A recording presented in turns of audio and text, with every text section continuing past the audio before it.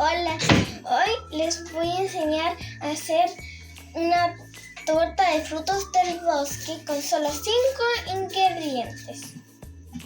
Los ingredientes son azúcar, crema, manjar y frutos del bosque y galletas soda. Lo primero que tenemos que hacer es moler las galletas y ponerlas en un frasco así.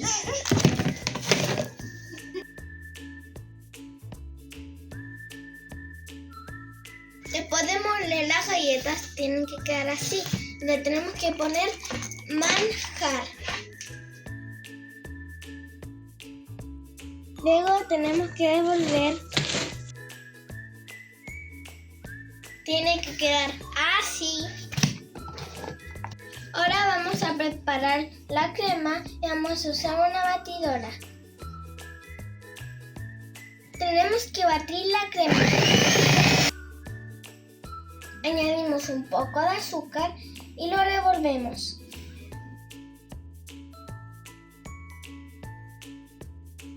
Después de batir la crema, le ponemos papel a un molde.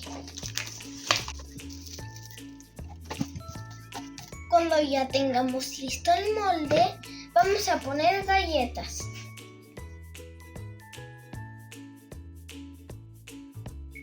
Colocamos solo la mitad del molde y la aplastamos. Después de poner las galletas, vamos a poner la crema.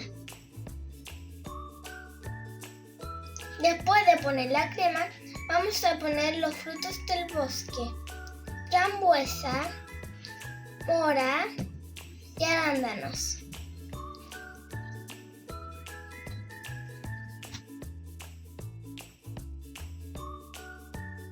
Después de poner las frutas, vamos a poner una capa de galleta. Después le ponemos el papel y la llevamos al refrigerador por 4 horas. Al refrigerador. Después de 4 horas vamos a sacar esto y los vamos a dar vuelta a mi bandeja.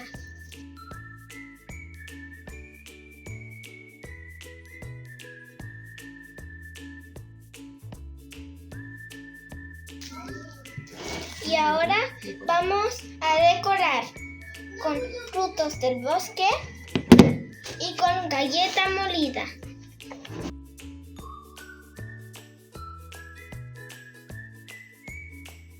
Y ahora vamos a poner los frutos del bosque.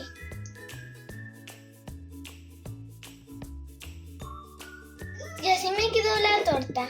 ¡Chao! Háganlas en sus casas, que las disfruten.